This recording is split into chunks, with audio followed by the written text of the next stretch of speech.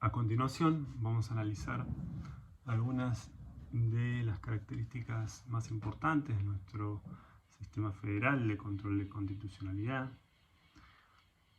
El control de constitucionalidad también, obviamente, se ejerce en el derecho público provincial y municipal, es decir, hay un control de constitucionalidad también de las cartas magnas provinciales, es decir, de las constituciones provinciales, y que en nuestro sistema de derecho público provincial es muy rico, hay muchas características muy importantes y muy distintivas, por ejemplo en Río Negro, la posibilidad de la abrogación de las normas a través del dictado de fallos consecutivos en un mismo sentido declarando la inconstitucionalidad de una norma.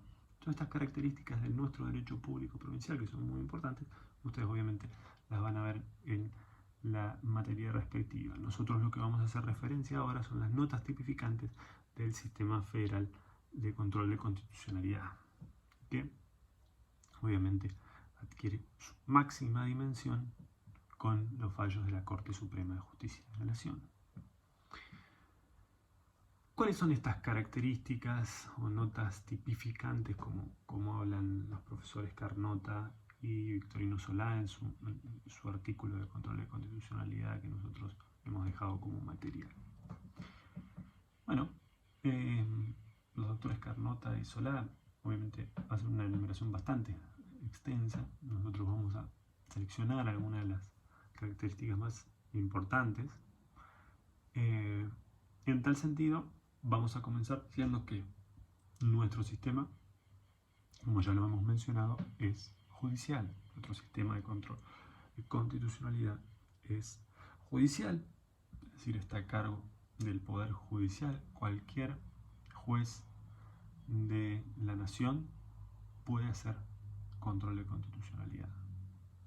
Por eso, una de las características que tiene también el control de constitucionalidad argentina es que es un control difuso, es decir, no existiendo un fuero constitucional especializado, es decir, o concentrado, como sucede en otros países, todos los jueces tienen la posibilidad de hacer control de constitucionalidad. ¿Qué hablamos que todos los jueces? ¿Todos los jueces a nivel federal o todos los jueces del fuero provincial? Bueno, todos los jueces federales propiamente dicho, los jueces con competencia que se llama la Justicia Nacional en la Ciudad Autónoma de Buenos Aires, y los jueces de las 24 jurisdicciones subnacionales de la Argentina tienen la posibilidad de hacer control de constitucionalidad, es decir, hacer esta ponderación, este test entre la norma constitucional y las normas inferiores. ¿Cuáles normas inferiores? Bueno, decretos, leyes, normas provinciales, constituciones provinciales, normas de menor jerarquía como una misma acordada del Poder Judicial, un decreto, una ordenanza municipal, es decir, cualquier norma del sistema jurídico argentino puede ser inconstitucional frente a la Constitución Nacional. Otra característica fundamental que tiene que ver con los efectos es lo que se conoce como el efecto interpartes o para el caso concreto. Esto es muy interesante de analizar y es una diferencia muy concreta con los modelos judiciales concentrados. Nosotros habíamos dicho que en los modelos judiciales concentrados la declaración de inconstitucionalidad por la Corte Constitucional o el Tribunal Constitucional derogan la norma, tienen efectos derogatorios de la norma o bien tienen efectos erga omnes, es decir, la norma no se va a aplicar para nadie. Es decir, cuando un tribunal constitucional dictamina o determina la inconstitucionalidad de una norma, no se aplica más, para ningún caso. en los casos de los sistemas judiciales difusos como el nuestro, la norma se inaplica, es decir, no se aplica para el caso concreto. Es decir, tiene efecto entre las partes del proceso. Esta característica, como bien se ha dicho, adquiere o se redimensiona cuando quien dictamina la constitucionalidad o inconstitucionalidad de una norma, precisamente, es la Corte Suprema de Justicia de la Nación, como máximo tribunal de la Nación, como intérprete final de la Constitución, como la propia Corte ha dicho innumerables veces.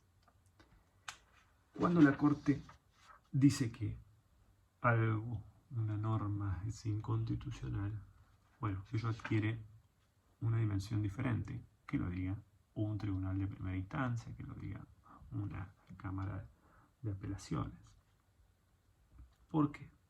Porque si bien en la Argentina no tenemos lo que se conoce como un sistema de stare decisis o de presidente obligatorio, como en la Corte Suprema de Justicia de los Estados Unidos, la Corte ha ido